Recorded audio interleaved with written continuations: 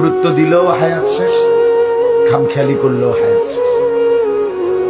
কাজে লাগাইলেও জিন্দিগি শেষ, কাজে না লাগাইলেও জীবন শেষ।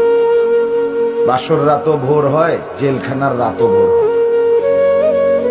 কষ্ট আর মুসিবতের রাতও শেষ হয়, আনন্দ আর ফুর্তির রাতও শেষ হয়।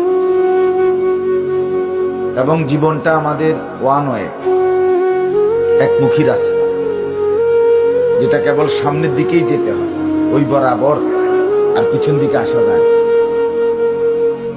এইখানে আমরা যারা কল্পনা করেন, আমরা যারা বসেছি, কেউ ইচ্ছা করলে আজকের দুপুরে আমরা আর ফিরে যাইতে পারবো? কোনো সুযোগ, কোনো যোগ্যতায়।